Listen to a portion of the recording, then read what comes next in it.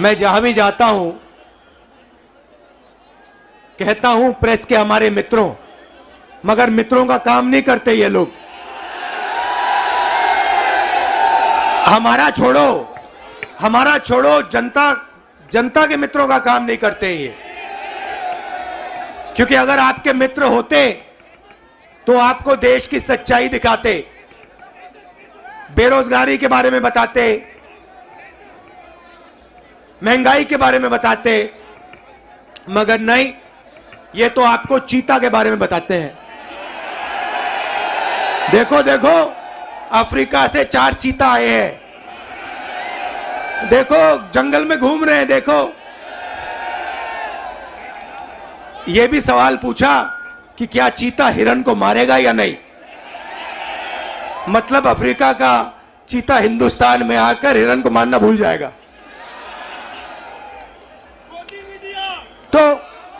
तो मित्र तो है नहीं। अच्छा, मीडिया बात नहीं उठाती जनता की, तो हमने सोचा पार्लियामेंट में भाषण करो। डिमोनेटाइजेशन, नोटबंदी के बारे में भाषण करने की कोशिश की, गलत जीएसटी के बारे में बोलने की कोशिश की। जो हम जमीन अधिग्रहण कानून लाए थे, जब नरेंद्र मोदी जी ने उसको रद्द करने की कोशिश की, हमने पार्लियामेंट हाउस में बोलने की कोशिश की, वहां पे माइक ऑफ कर देते हैं। देखो ऐसे, माइक ऑफ, जो बोलना बोलो। हेलो, नमस्कार, कैसे हो?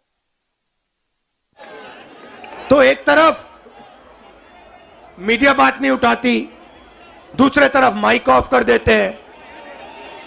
तो हमने सोचा चलो जनता के साथ कन्याकुमारी से कश्मीर चलकर जनता से बातचीत करें, जनता की आवाज सुने और जनता के दिल में जो है वो रखें।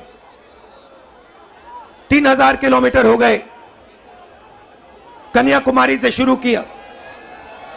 कम नहीं होता भाइयों और बहनों। आप ये मत सोचो कि 3000 किलोमीटर कम होता है, कम नहीं होता है। 110 दिन हो गए, मगर अजीब सी बात है, थकान नहीं है।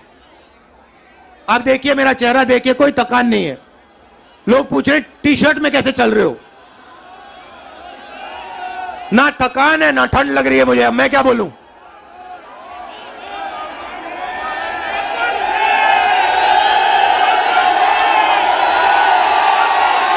अच्छा, जो प्रेस वाले हैं, एक बात देखो मेरे साथ, एक बात देखो इनके बारे में, देखो एक बात, ठहर जाओ भैया, एक बात देखो प्रेस वालों की। मैं यात्रा में चल रहा हूं, मैं टी शर्ट में हूं, मेरे साथ किसान के गरीब बच्चे चलते हैं, वो फटी शर्ट में होते हैं, उनकी पूरी टी शर्ट भी नहीं होती। मगर इन मीडिया वालों में से एक भी ये नहीं कहता भैया हिंदुस्तान में किसान का बेटा बिना स्वेटर के क्यों घूम रहा है। ये सवाल नहीं पूछेंगे, ये कभी नहीं कहेंगे भैया ये मजदूर है, ये टी शर्ट में क्यों घूम रहा है, ये किसान है, ये स्वेटर बिना, जैकेट बिना क्यों घूम रहा है। ये सवाल कभी नहीं पूछेंगे। ये सच्चा सवाल है, मेरे टी शर्ट वाला सच्चा सवाल नहीं है। सच्चा सवाल यह है कि हिंदुस्तान के बच्चे, हिंदुस्तान के किसान, हिंदुस्तान के मजदूर टी शर्ट में सर्दी में क्यों घूम रहे हैं, यह सवाल है। मगर यह कभी नहीं पूछेंगे, क्योंकि भाइयों और बहनों ये आपके नहीं हैं। ये जैसे घोड़ा होता है ना, घोड़ा देखा आपने, शादी का घोड़ा होता है, उसमें लगाम होती है ना, उसको लगाम को टाइट करो एकदम रुक जाता है, वैसे इनकी लगाम है, लगाम लगी है प्रेस वालों पे। जैसे ये दौड़ने की कोशिश करते हैं, जैसे दौड़ने की कोशिश करते हैं, वो लगाम खींचते बस रुक जाते हैं एकदम। अच्छा, ये मत सोचिए कि ये बोलना नहीं चाहते हैं। मेरे पास आते हैं, कहते राहुल जी हम सच्चाई बोलना चाहते हैं, मगर हमें हमारे मालिक बोलने नहीं देते। मैं कहता हूं भैया डरो मत, बोल दो। कहते हैं नौकरी भी तो करनी है हमें, अगर हमने सच्चाई बोल दी नौकरी से निकाल देंगे, किसी और को डाल देंगे, वो झूठ बोलेगा। तो यात्रा का लक्ष्य जो देश में नफरत और हिंसा फैलाई जा रही है उसको मिटाने का है। भाइयों और बहनों, बीजेपी की पॉलिसी हिंदुस्तान के युवाओं को, किसानों को, मजदूरों को डराने की पॉलिसी है। नोटबंदी, गलत जीएसटी, कोविड के समय जो इन्होंने किया, ये सारी की सारी पॉलिसियां किसान को, मजदूर को डराने के लिए है। क्योंकि ये जानते हैं जब ये डर फैलाते हैं उस डर को नफरत में बदलना बहुत आसान होता है। ये इनका काम है। जनता को डराओ, किसान को डराओ, मजदूर को डराओ, युवा को डराओ और उसके डर को नफरत में बदल दो। डरो मत। ये भैया, ये एक बात समझ लो, ये आपने बोला डायलॉग, ये मेरा डायलॉग नहीं है। ये शिव जी का डायलॉग है। ये डायलॉग डरो मत, ये हमारा धर्म है। अब देखिए, ये करोड़ों रुपए का, लाखों करोड़ों रुपए का, अरबपतियों का कर्जा माफ कर देंगे। लाखों करोड़ रुपए 1 मिनट में माफ कर देंगे। और किसान भूखा मर जाए उसका कर्जा ये माफ नहीं कर सकते, कभी नहीं कर सकते।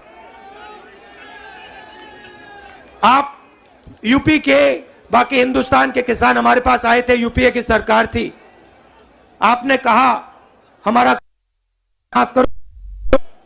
10 दिन में हमने 70,000 करोड़ रुपए, 72,000 करोड़ रुपए माफ कर दिया था। मजदूरों के लिए, गरीबों के लिए मनरेगा, भोजन का अधिकार, किसानों के लिए कर्जा माफ।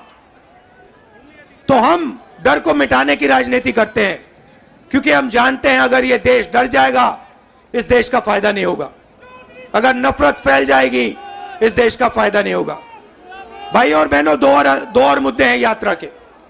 एक है महंगाई, और मैं आपसे पूछना चाहता हूं, प्रधानमंत्री जी आते थे जब यूपीए की सरकार थी, कहते थे गैस सिलेंडर 400 रुपए का हो गया है। 400 रुपए का गैस सिलेंडर हो गया। भाइयों बहनों, आज कितने का है? मगर आज प्रधानमंत्री नहीं आते, आज आकर नहीं कहते कि भैया 1100 का हो गया।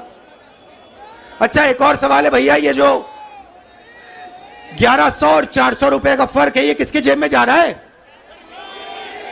ये किसी ना किसी के जेब में तो जा रहा है ना। मतलब ये आसमान में तो नहीं गायब हो रहा।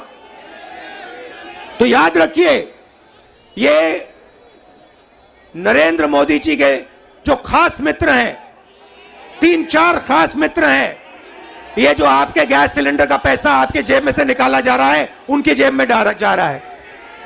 अच्छा भाइयों और बहनों, पेट्रोल का क्या दाम हुआ करता था यूपीए के समय? 60 रुपए। आज क्या है? 100। तो ये भी याद रखिए, ये जो 40 रुपये, 60 रुपया जो है, जो आपके जेब में से निकाला जा रहा है, ये भी उनके 2-3 मित्रों के जेब में जा रहा है। तो हमारा दूसरा मुद्दा महंगाई, और तीसरा मुद्दा, सबसे बड़ा मुद्दा, जो देश में नोटबंदी, गलत जीएसटी के कारण बेरोजगारी फैली है। आज 3000 किलोमीटर में हर स्टेट में मुझे युवा मिलते हैं। मैं पूछता हूं क्या पढ़े, कहते हैं इंजीनियरिंग की, डॉक्टर बनने के लिए पढ़ाई की, आईएएस के लिए तैयारी की। और फिर मैं पूछता हूं भैया आप करते क्या हो? कहते हैं राहुल जी, शर्मा के कहते हैं राहुल जी हम तो मजदूरी करते हैं। कोई कहते हैं भैया, कोई कहते हैं मजदूरी करते हैं, कोई कहते हैं भैया हम पकौड़े पका रहे हैं। इंजीनियरिंग की पढ़ाई की, आलू के पकौड़े बना रहे हैं। अच्छा, एक रास्ता था युवाओं के लिए अग्निवीर वाला,